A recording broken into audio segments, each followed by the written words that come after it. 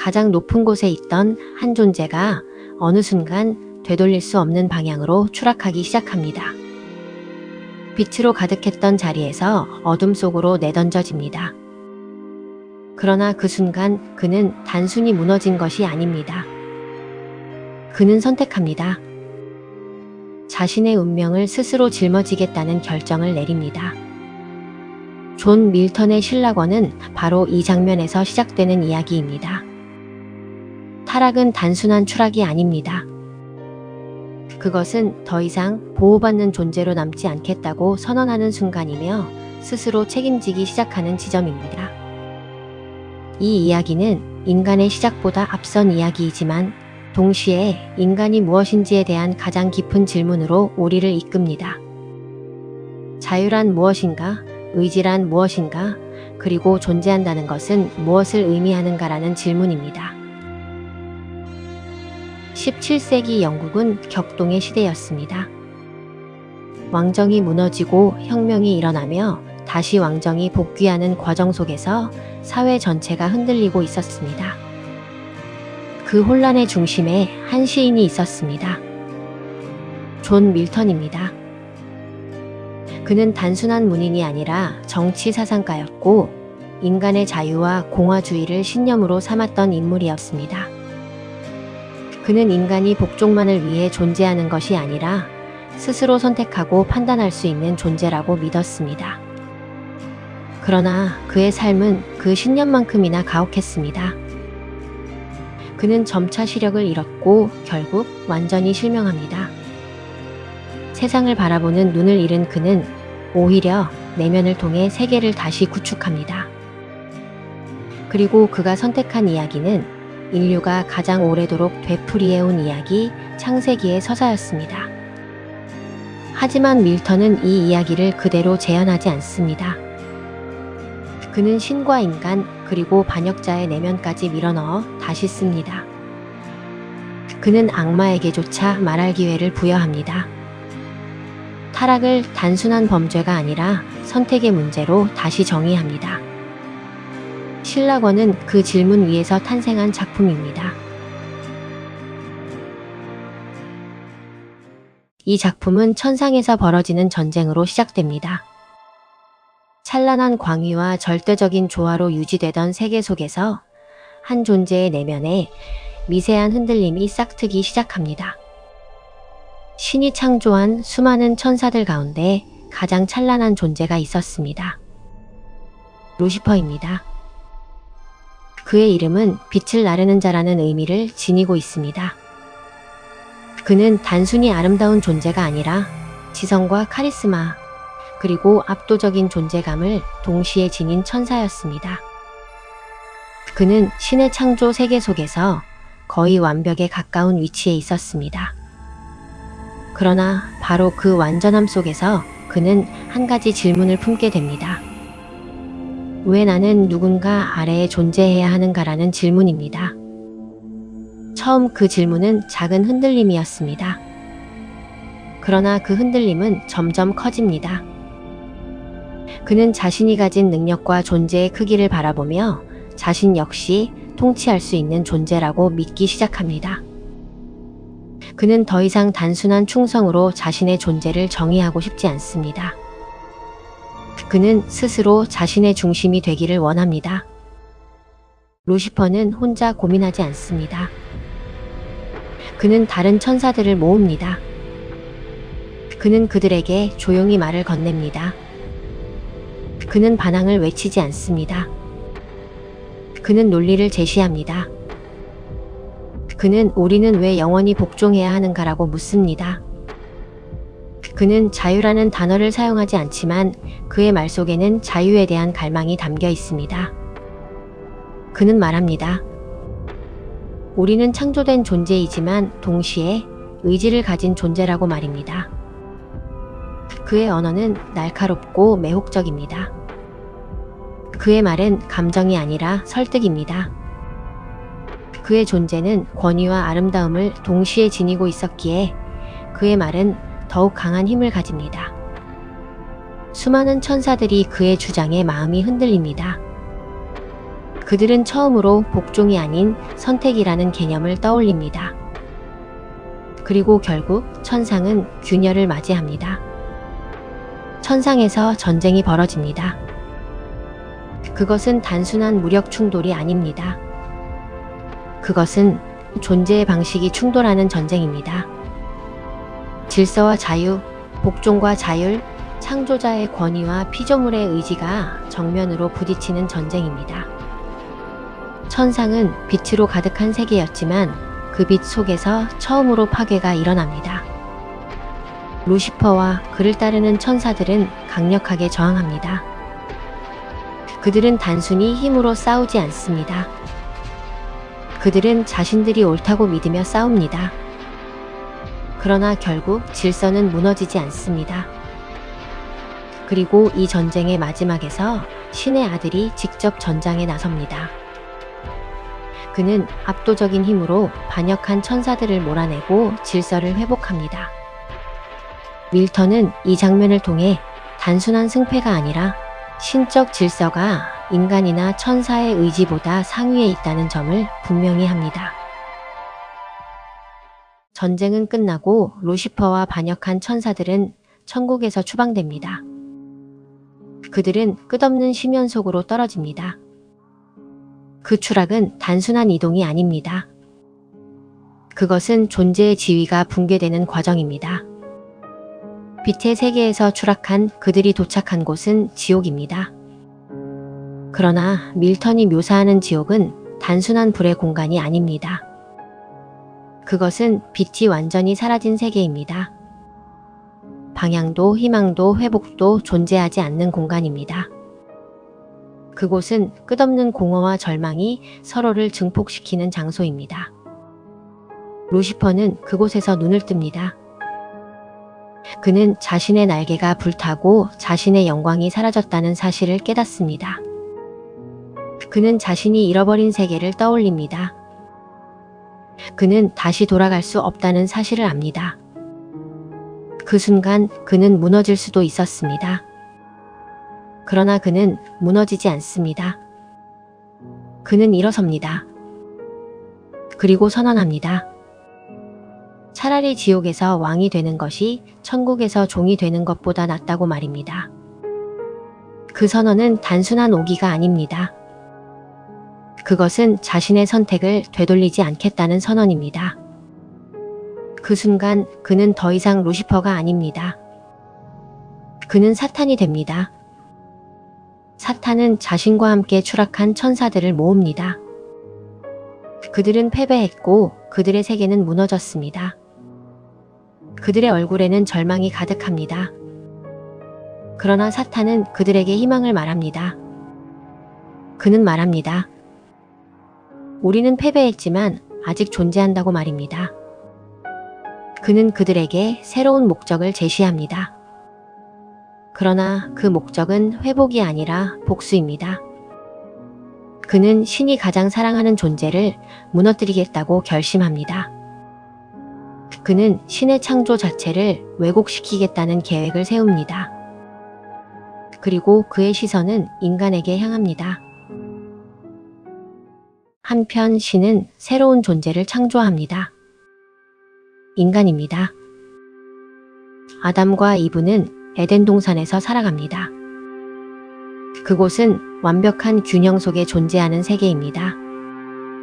나무는 스스로 열매를 맺고 동물은 두려움 없이 인간 곁을 거닙니다. 바람은 온화하고 시간은 흐르지만 쇠퇴하지 않습니다. 아담과 이브는 서로를 바라보며 살아갑니다. 그들의 관계에는 의심이 없습니다. 그들의 감정에는 상처가 없습니다. 그들은 순수합니다. 그러나 그 순수함은 경험이 없다는 뜻이기도 합니다. 그들은 아직 선택의 무게를 알지 못합니다. 신은 그들에게 단 하나의 금지를 줍니다. 선악과를 먹지 말라는 명령입니다. 그것은 단순한 제한이 아닙니다. 그것은 인간이 자유를 가진 존재인지 확인하는 시험입니다. 선택할 수 없다면 자유도 존재하지 않기 때문입니다. 사탄은 뱀의 형상을 빌려 동산에 들어옵니다. 그는 공격하지 않습니다. 그는 유혹합니다. 그는 이브에게 다가가 조용히 말을 건넵니다. 그는 명령을 부정하지 않습니다. 대신 그는 질문을 던집니다. 왜 이것이 금지되었는가라고 묻습니다. 그 질문은 단순한 호기심처럼 보이지만 그것은 의심의 씨앗입니다. 사탄은 금지를 억압으로 해석하게 만듭니다. 그는 말합니다. 이것을 먹으면 눈이 열리고 신처럼 될 수 있다고 속삭입니다. 그는 지식을 약속합니다. 그는 더 넓은 세계를 약속합니다. 그는 금지된 것을 욕망으로 바꾸는 언어를 사용합니다. 이브는 흔들립니다. 그녀는 자신의 존재가 더 넓어질 수 있다는 가능성에 매혹됩니다. 결국 그녀는 열매를 먹습니다. 그러나 그녀는 혼자가 되기를 원하지 않습니다. 그녀는 아담에게 돌아갑니다. 그리고 열매를 건넵니다. 아담은 갈등합니다. 그는 신의 명령을 알고 있습니다. 그는 결과를 두려워합니다. 그러나 그는 이브 없는 세계를 상상할 수 없습니다. 그는 사랑과 복종 사이에서 선택해야 합니다. 그리고 그는 선택합니다. 그는 열매를 먹습니다. 아담의 선택은 단순한 감정적 결정이 아닙니다. 그는 이 선택이 잘못되었다는 사실을 알고 있습니다. 그럼에도 불구하고 그는 의식적으로 이브와 함께 타락하기를 선택합니다. 밀턴은 이 장면을 통해 인간이 옳음을 알면서도 관계를 위해 잘못된 선택을 할 수 있는 존재임을 보여줍니다. 그 순간 세계는 변합니다. 그들은 처음으로 자신들이 벌거벗었다는 사실을 인식합니다. 그것은 단순한 신체의 인식이 아닙니다. 그것은 자기 자신을 객관적으로 바라보는 첫 경험입니다. 두려움이 생기고 수치가 생기고 서로를 향한 시선이 변합니다. 그리고 그들은 신 앞에서 숨습니다. 신은 그들에게 벌을 내립니다. 그러나 그 벌은 파괴가 아닙니다. 그것은 현실입니다. 인간은 이제 고통 속에서 살아가야 합니다. 인간은 노동을 해야 합니다. 인간은 죽음을 맞이해야 합니다. 아담과 이브는 에덴 동산에서 추방됩니다. 그들은 울면서 동산을 떠납니다. 그러나 그들은 서로의 손을 놓지 않습니다. 그들의 뒤에는 완벽했던 세계가 남아있고 그들의 앞에는 알 수 없는 미래가 펼쳐져 있습니다. 그리고 바로 그 미래가 인간의 역사입니다. 이 지점에서 신라권은 끝나는 것처럼 보입니다. 그러나 밀턴에게 이 순간은 진정한 시작입니다. 그는 타락을 죄의 시작으로 보지 않습니다. 그는 타락을 책임의 시작으로 바라봅니다. 아담과 이브는 순수했지만 아무것도 책임지지 않는 존재였습니다. 그러나 타락 이후 그들은 고통 속에서 서로를 이해하고 갈등 속에서 화해하며 죽음을 인식하면서 삶의 의미를 고민하기 시작합니다. 사탄 역시 자신의 선택을 끝까지 밀어붙입니다. 그는 자신의 길이 파멸이라는 사실을 느끼면서도 돌아가지 않습니다. 그는 자신이 만든 정체성을 버리지 못합니다. 그는 끊임없이 자신을 설득합니다. 밀턴은 사탄을 통해 묻습니다. 인간은 자신의 선택을 끝까지 책임질 수 있는가라는 질문을 던집니다. 신라권이 우리에게 남기는 가장 깊은 메시지는 자유는 축복이면서 동시에 부담이라는 사실입니다. 자유란 선택할 수 있는 능력입니다. 그러나 그 선택은 언제나 결과를 동반합니다. 밀턴이 바라보는 인간은 완벽하기 때문에 존귀한 존재가 아니라 불완전함 속에서도 선택할 수 있기 때문에 존귀한 존재입니다. 그는 인간을 연약한 존재로 묘사하면서도 동시에 우주에서 가장 위험할 정도로 위대한 존재로 바라봅니다.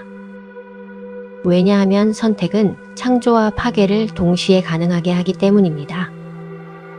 신라권에서 자유는 단순히 신이 인간에게 부여한 선물이 아니라 질서 속에 균열을 낼 수 있는 가능성으로 제시됩니다.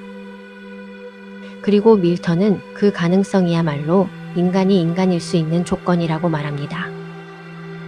아담과 이브는 선악과를 먹기 전까지 완벽한 조화 속에 살아갑니다. 그러나 그 조화는 완성된 상태이면서 동시에 정지된 상태입니다. 그들은 행복하지만 그 행복은 경험을 통해 형성된 것이 아니라 주어진 환경 속에서 유지되는 상태입니다.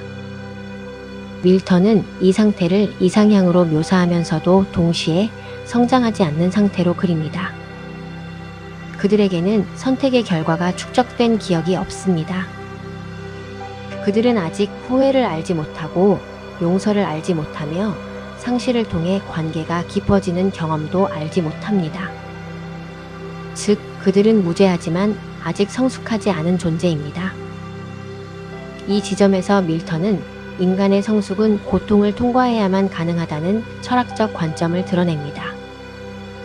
타락 이후 아담과 이브는 서로를 비난하기 시작합니다. 이것은 단순한 갈등이 아니라 책임을 외부로 밀어내려는 인간의 본능을 보여줍니다. 밀턴은 이 장면을 통해 인간이 죄를 짓는 순간보다 죄를 인정하지 못하는 순간이 더 위험하다는 사실을 보여줍니다. 그러나 시간이 흐르면서 아담과 이브는 서로에게 다시 다가갑니다. 그들은 자신들의 선택이 가져온 결과를 함께 감당하기로 결정합니다.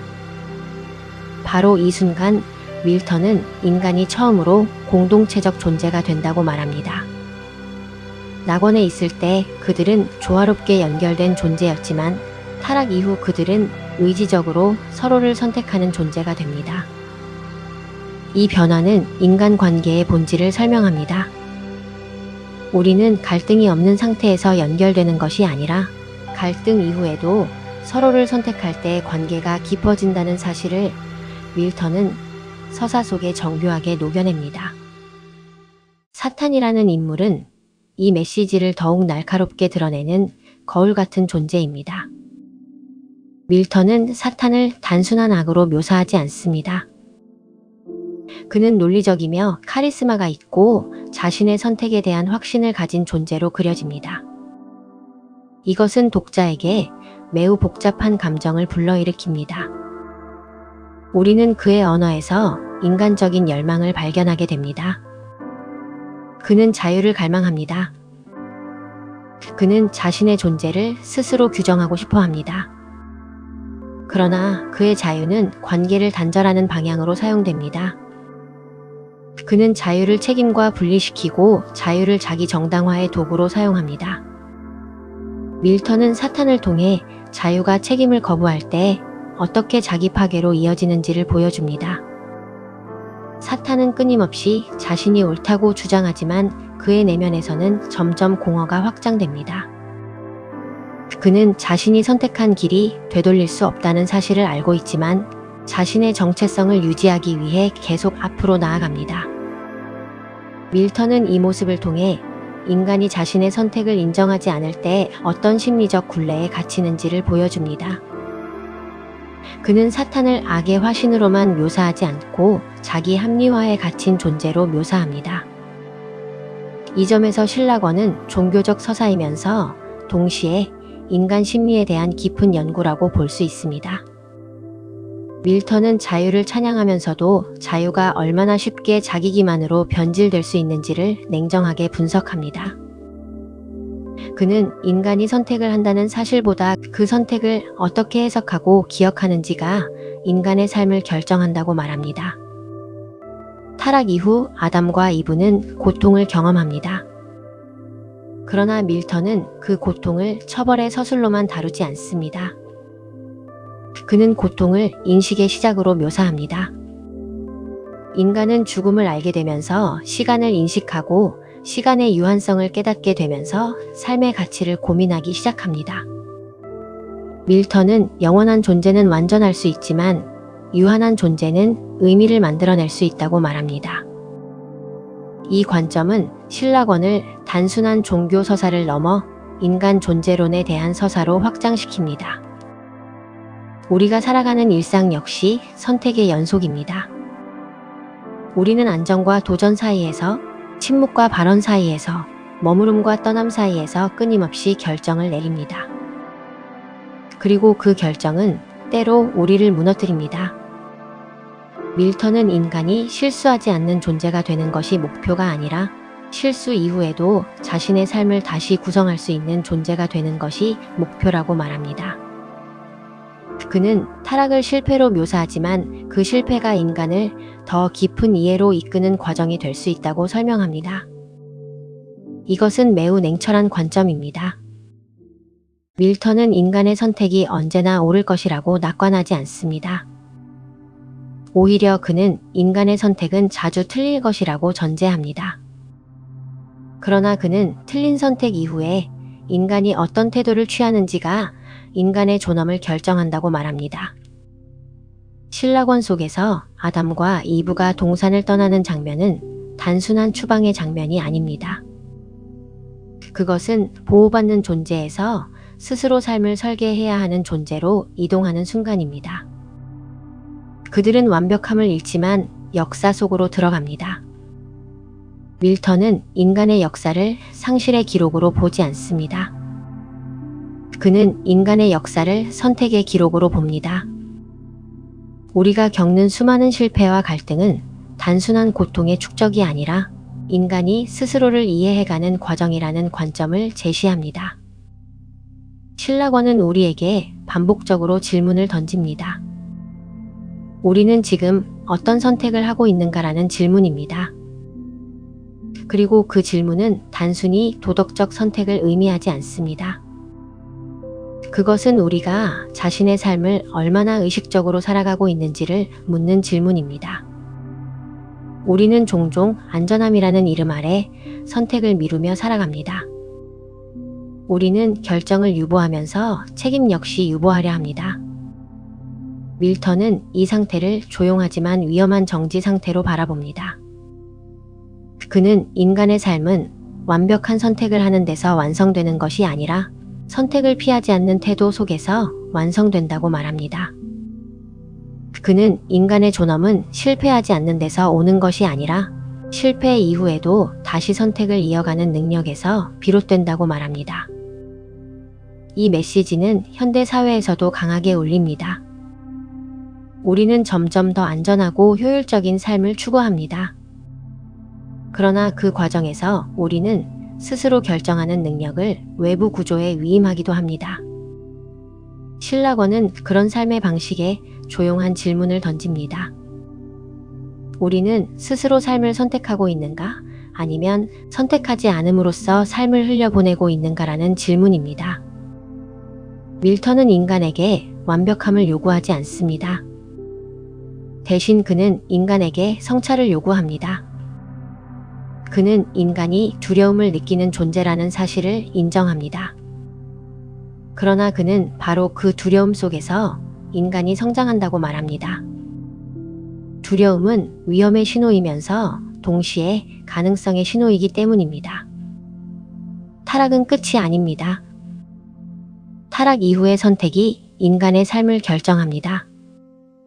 우리는 모두 각자의 방식으로 낙원을 잃습니다.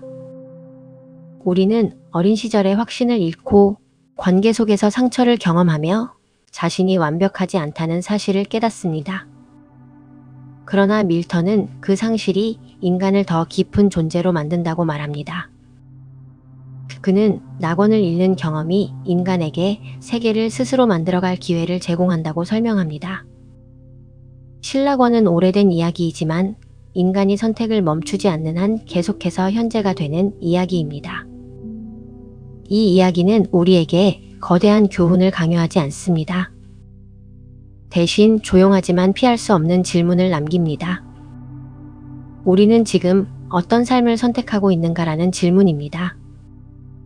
그리고 그 질문 앞에서 우리는 자신의 삶을 다시 바라보게 됩니다.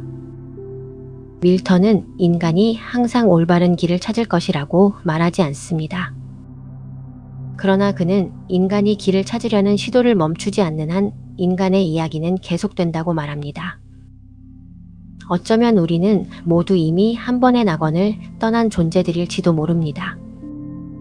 중요한 것은 우리가 어디에서 왔는지가 아니라 지금 어디로 가고 있는가입니다. 오늘 이 이야기가 여러분에게 하나의 결론이 아니라 하나의 사유의 출발점으로 남기를 바랍니다. 그리고 각자의 자리에서 자신이 선택하고 있는 삶의 방향을 조용히 바라보는 시간이 되기를 바랍니다. 지금까지 함께 해주셔서 감사합니다.